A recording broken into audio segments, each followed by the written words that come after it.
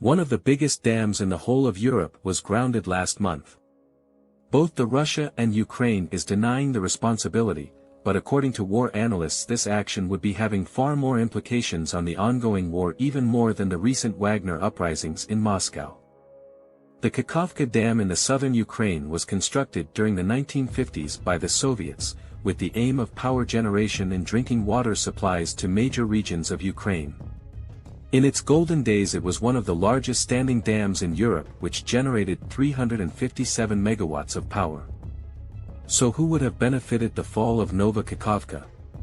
Was it a deliberate action or was it a mistake?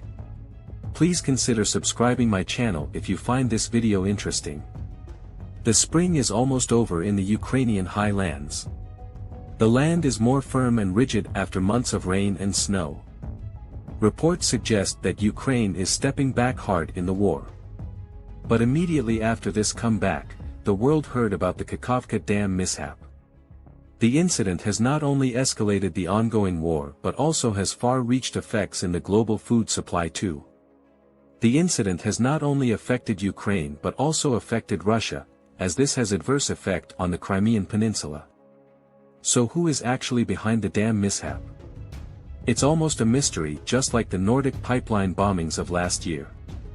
From one side Russia claims that the Ukrainian shelling was behind the collapse, meanwhile Ukraine claims that it was a Russian covert act. But let's turn back some pages to the initial days of the war, to understand who possessed more threat to this dam. There were reports from last October that there was a high chance that the Kakhovka Dam can be sabotaged. In order to flush out the Russian forces from the Kherson region, Ukraine destroyed one of the longest bridges in the Kherson region, the Antonovsky Bridge, which was further along in the Dnieper River south of the dam. This directly affected the Russian troop movements. Later Russians tried to build a parallel pontoon bridge, but there were also attacks against this bridge from the Ukrainian sides. After multiple attempts to flush out the Russian troops out of Kherson, Russia was forced to withdraw. During this retreat, the Russian ministry had claimed that they suspect Ukraine can play dirty bomb in Kherson region, indirectly pointing to Kakhovka Dam. When the Russians withdrew from the Kherson region, they had ensured that the feeder roads to the main road running over the Kakhovka Dam was destroyed. Similarly, the rail bridge over the region, connecting both sides of Kherson, was also destroyed, thereby making the Kakhovka Dam and its catchment area over Dnieper River as a natural boundary between Russia and Ukraine in the Kherson region. Even though Russia has withdrawn from Kherson region, the dam was controlled by Russia. It was reported that Ukraine used to shell the main road that traversed over the dam to flush out Russia from the region, by tampering its supply route. It was also reported that a small connecting bridge within the power generating facility of the dam was destroyed by Ukrainian shelling. To counter the Ukrainian influence in the region, it's believed that the entire dam premises were mined to protect from insurgencies. Some war analysts believe that it can be the shelling that eventually lead to the dam collapse, or it might have triggered the mines around the dam premises leading to the same. There is also another version to the story that the dam collapsed due to natural reasons.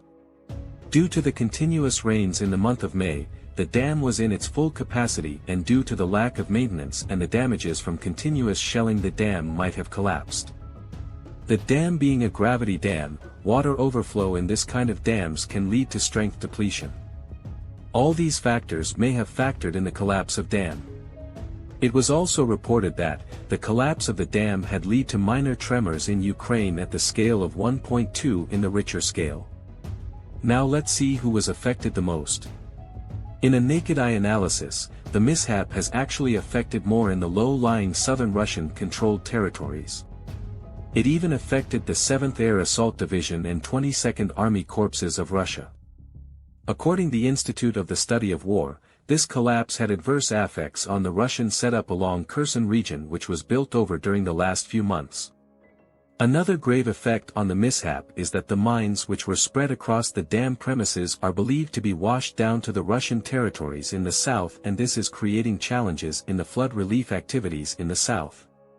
This was made into the headlines when the UN was denied permission to help along in the flood relief activities in Kherson, citing reasons of security over washed-off mines.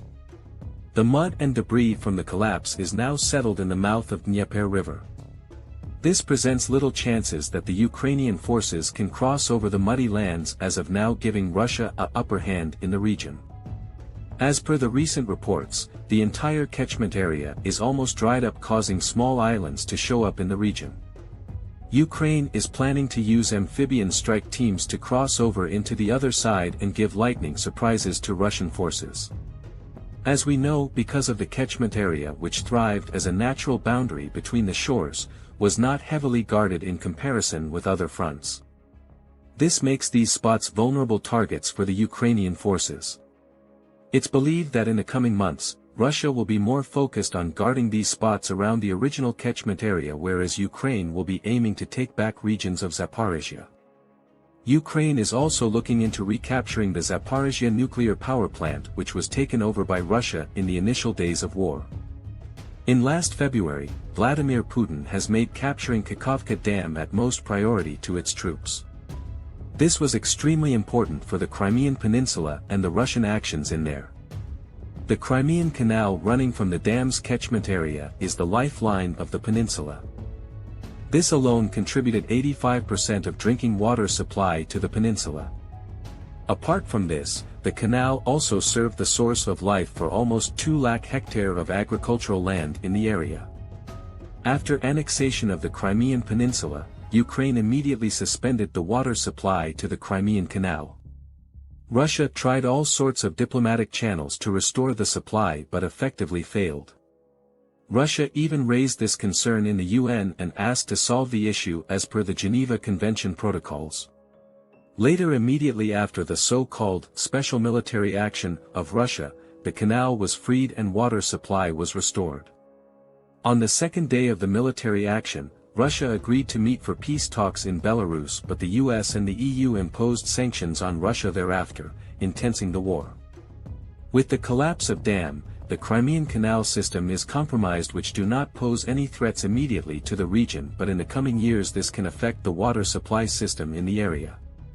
Ukraine was called the breadbasket of Europe due to vast fertile soil and its extensive agricultural exports.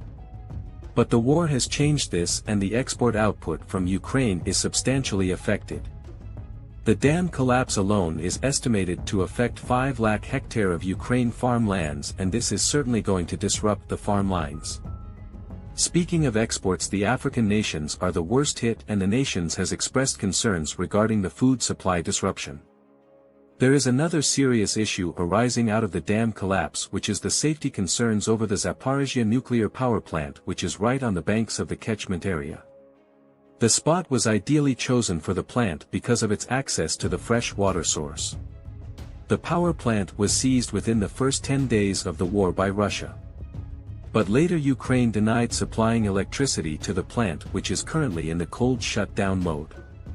Even though the plant is in shutdown mode, the core needs to be cooled for years ahead, and a lot of power and water is required to keep up the process. Russia tried to reconnect the plant to one of the Russian power grids but failed due to some specific reasons. If the water level in the reservoirs further goes down, Russia may need to pump more water from the area, which the Ukrainians may deny the permission for. This can be catastrophic, and the International Nuclear Agency warns that if anything goes wrong even in the slightest way, another Chernobyl is possible. There is also an increased demand for iodine tables in the region as people is buying and stocking them in fear of a nuclear catastrophe. As of now, the reactors are cooled down using emergency backup generators. It's funny to know that before the war, Ukraine used to sell power to Russia from the same power plant. As of today, Zaporizhzhia is one of the main sites of Ukrainian counter-offensive actions. Ukraine calculates that it can launch more fierce attacks to Crimea if it captures Zaporizhzhia. After the collapse of the dam, the dried-up reservoir is used by the special forces to enter the Russian-controlled Zaporizhzhia regions. But for Russia, if they are able to push back the Ukrainians out of the Kherson region, Ukraine might soon be a landlocked country, and this can greatly affect the country's logistic and cargo movements. Apart from these mentioned damages, the collapse has also led to loss of flora and fauna. Many diverse river species are affected, and it might take years before they can restore them. It's estimated that, once the war is over, it might take 5 years and $1 billion to restore the dam. Will that happen in the near future? How long will this war go on? How long can Russia and Ukraine pour in billions to fight this war?